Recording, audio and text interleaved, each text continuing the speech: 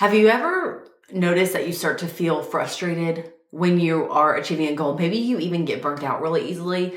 We are in a new year, and maybe you ended the last year feeling like frustrated with yourself. Maybe you resent that other people hit their goals and you didn't. If that's you, or you just desire to hit your goals and feel like you could keep going, that you have energy abundant. Well, I want to talk to you about that today. And honestly, there's about 3 pitfalls that I find that people fall into as I've coached thousands of people in their business. And when they're selling, when they're trying to hit a goal, there's 3 pitfalls and 1 sweet spot that I want to show you how to get to today. And I personally had to deal with this when I tried really hard to make all the money and to have the life that I wanted, but something was super wrong. In fact, it was 6 years ago, and I was pregnant with my first child. I was sitting outside of my in-laws' RV at Panama City Beach at a campsite, and I was super pregnant. And I'm like, what is wrong? I had been trying to grow my business, make more money. I had quit my job, and I was like, okay, I cannot keep doing this. I was so frustrated. I was so burnt out. Every time I would hit this little milestone, I would go right back down. It was like milestone back down. Nothing was sustainable. And I was so frustrated. And in other videos, I talk about how I actually got to keep those milestones and keep going. But today, I really want to talk to you about the frustration that I felt. Because in that moment, I remember sitting by myself, looking up at the sky and thinking, I'm about to have a baby. Maybe I should just give up and be thankful. Maybe I should stop trying so hard and be thankful for what I have because I'm about to be a mom. And that right there was such a sneaky moment for me where I felt like I had to choose between being thankful and driving for my ultimate purpose that I thought I had. I had a mom who personally casted a lot of vision for me. She said, you could be on the Today Show and you could do whatever you wanted to do. And so I thought, well, of course I can, right? But it never worked out for me. In fact, in school, it always did. I got the grades, I got the internships. But when it came to business, it was like, oh, hey, those rules don't apply anymore. And I was like, what do you mean they don't apply anymore? Like, I can't just work hard and be nice and network and things work out. No, business was very different. And I found myself in this moment of, well, I guess I need to just be thankful. And if you have ever found yourself feeling that level of like throwing your hands up and saying, well, I guess I don't need to try anymore. There's 3 areas: indifference, frustration, jealousy, and overall just agitation that I see people in. And I want to talk today specifically about those 2 things that are causing this. And those 2 things are desire and thankfulness. I desired to grow my business. I desired to make money, plenty of money, because I wanted nice things. I wanted to do beautiful trips with my family, right? And I had that, but then I thought I just need to settle for thankfulness. So I want to talk about desire and thankfulness specifically. And to do that, I want to break down what those even mean and why did I feel like I had to choose between them, and how are they creating tension for you? It's so crazy how we're about to watch this breakdown. The word desire, it really means it means to want. Like, you see something out there and you strongly want it. And I find that women specifically have a hard time like admitting that or leaning into it. Or if they do, they kind of like didn't almost like lean into a very masculine version of that, where it's like drive. But there's something about your internal spirit that's like, oh, like I'm going to burn out, right? And so there's desire where you strongly want something. And I believe that is a seed of God's purpose for your life. Okay, so that's desire. And then there's thankfulness. And thankfulness, you know what's crazy? The word thankfulness actually means relief. Isn't that interesting? The word thankfulness, we use it so much in our American, rhetoric that we think of Thanksgiving and, well, I'm so thankful for you. And, we don't think much about it, right? Gratitude. But thankfulness actually means relief. And so a very simple, like, visual I have for this is like, imagine, oh my gosh, no, well, I'm going to tell you two. One of them is very simple, right? Imagine that you're walking around your house and you're really hungry, and you don't even look for food. You just walk around your house. But thankfulness means, for example, that you'd be like opening up your pantry or opening up your fridge and you see food. You're like, I'm relieved. I'm relieved. I'm relieved. I see food. I can actually do the thing I want to do, which is be like satisfied. So thankfulness is a lot like satisfaction. Like, I'm so relieved. Another example I think really resonates with moms is when you have a sick child, and I don't know if you've ever, maybe someone you love or a child has had like a fever or they're sick, and all you want is for them to be better. Like, I just want this fever to break. I just want you to sleep well. I just need to know that you're going to be okay.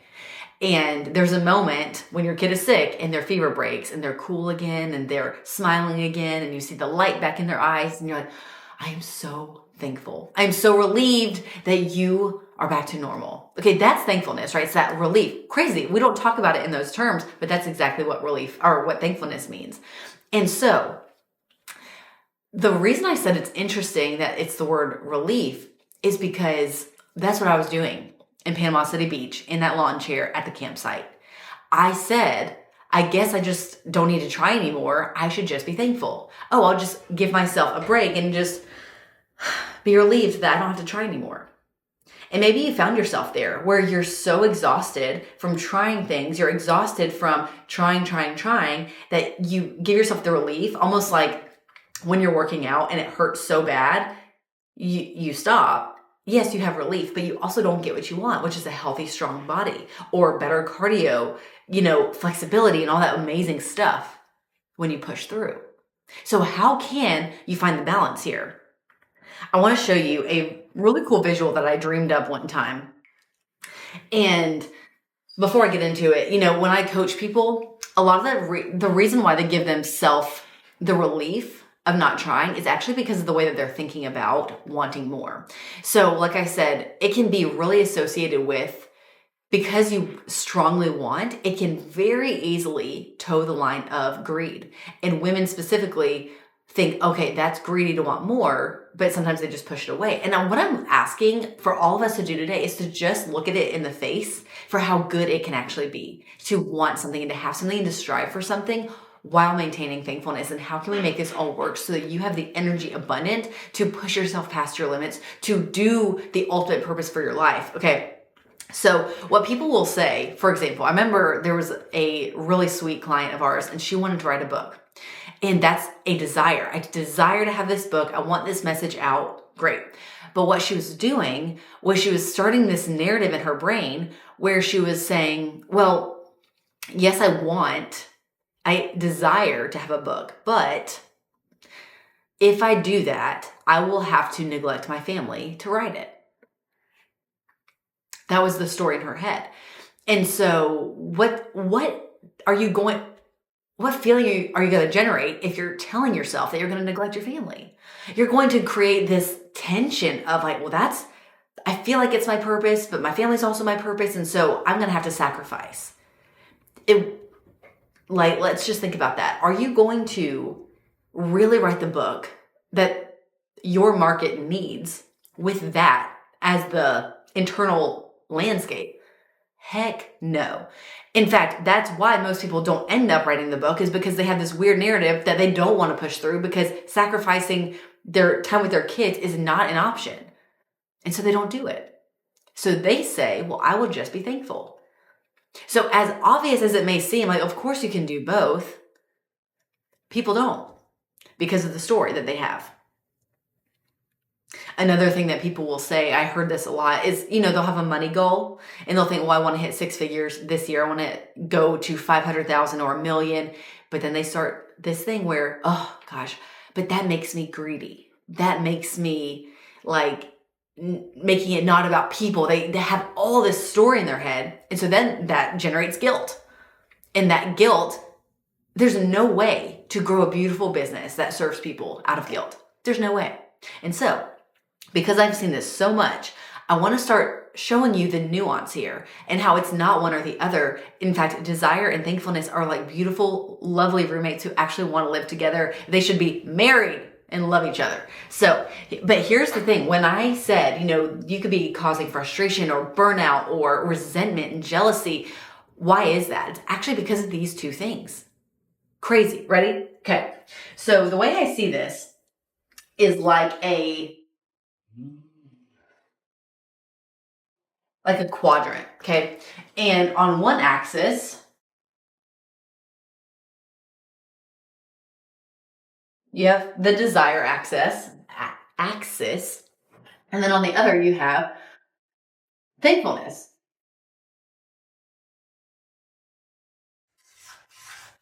Okay, so we're just going to break this down super simple. Now, if you have low desire and low thankfulness, what does that create? Well, I really believe that when you have low desire and low thankfulness, like you have told yourself, well, I don't need to want that. And I'm not even really thankful for what I have. That's obviously the worst case scenario, right? In fact, I think that what do I label that as? Totally aloof or indifferent. I don't actually see too many people in this quadrant, but I think about the kind of bitter old person who never went for it and they're not happy with how their life turned out. So when they go take inventory, like we talked about the kitchen, when they go take inventory of their life, they don't see anything worth being thankful for, which is not good, not good. So when you have high desire and low thankfulness, that's when you start to feel like it's never enough and you're frustrated. So this is frustration,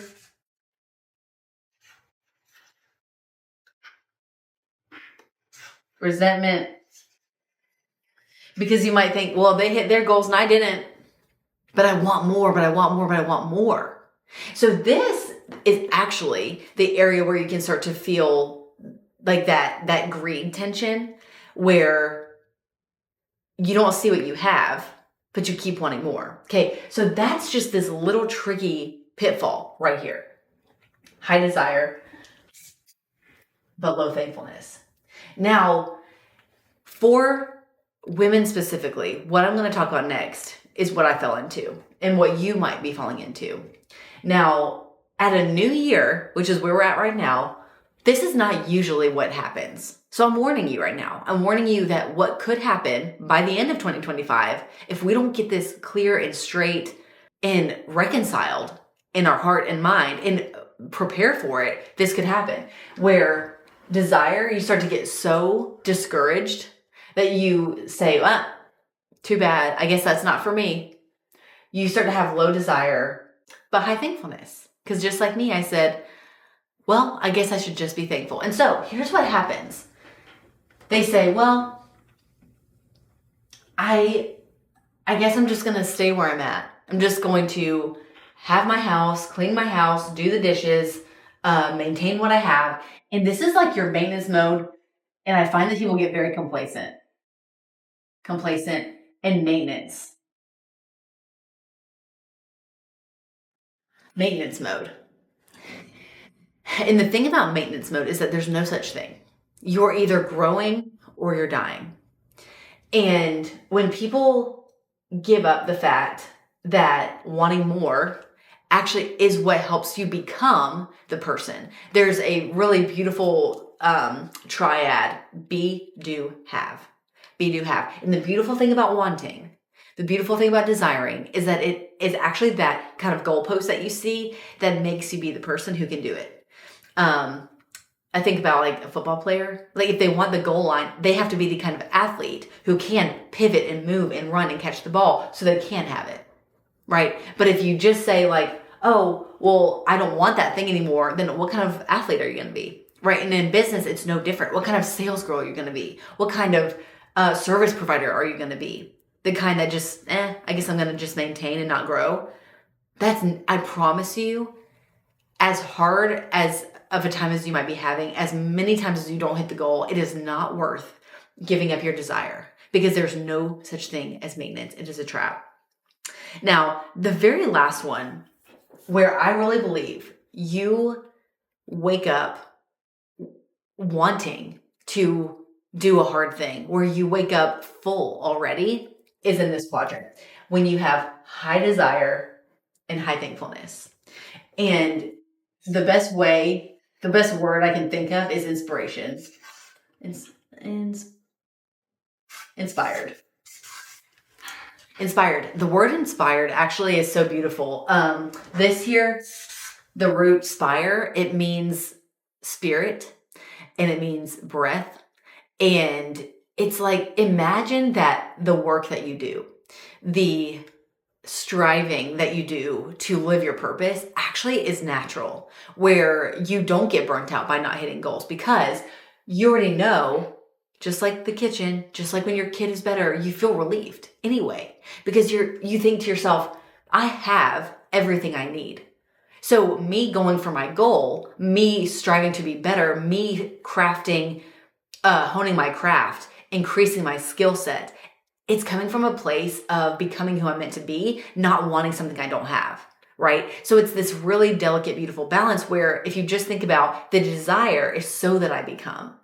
It's not so that I have, it's so that I become. Because when you have the inventory of thankfulness, you are filled with relief all the time. I have everything I need. It's so cool. If you are someone who reads the Bible, reads scripture, I do a lot. And Psalm 23 starts by saying, I lack nothing. The Lord is my shepherd, I shall not want. That's kind of two ways that the translations go. And so if you've ever even heard that, you might think, well, I don't need to want anything. But that other translation, I lack nothing, is this. The Lord is my shepherd. I have everything I need. And so I can go along the right path. I can just do that. I can pursue because I have everything I need. So you do it from a very free and light spirit. And imagine going through your day like that, where you tell yourself, and maybe you just write that down. That would be maybe the biggest action step from this, is telling yourself, I have everything I need. And so I'm going to desire so that I become, so that I work from inspiration. I work from, wow, what is the vision for my life? How do I want to treat my clients? Who do I need to develop into? And then the byproducts of all that are probably going to be money, platform, books, all that amazing stuff that you already want, which is so incredibly beautiful. So one thing that you could do right now to take inventory of where you fall, if you find that you get complacent very easily. Now, the thing about these is that you can be in one of these quadrants like a different day of the week. It's not like, oh, you're stuck here forever. It's like I find myself cruising through maintenance mode more often than not. I find myself actually getting pretty indifferent, where I say, I don't even care anymore. Maybe you find yourself, at the end of the quarter, continuously feeling resentful and jealous of other people. If you find, I want you to ask yourself, where do I see myself falling the most? Do I find that I'm inspired the most? Maybe not, because most of us have never thought about this before. But if you do, go ahead and have an honest moment with yourself. Think about it. And when you can see it this clearly, all you can tell yourself is, I do find myself complacent. And so I'm going to spend some time casting vision for myself. I want to see who I become. How do I give speeches on stage? What kind of book is this? And start to sell yourself on having it so that you can step into all the work, all the person that you were made to be in this. So I hope that encourages you. I hope that you see how simple this can actually be, and that you end 2025 not frustrated, not burnt out, not resentful or jealous, but you actually know I have everything I need. I'm who I am becoming who I'm meant to be. And ultimately, that is the goal. And everything else is going to be a byproduct. And I think that those byproducts of all the goals, all the milestones, all the money, all the maybe even status that you have wanted is going to be a natural byproduct of getting this right and walking in inspiration and in that breath of fresh air that you can be to the people around you. So I hope you have a beautiful, beautiful year.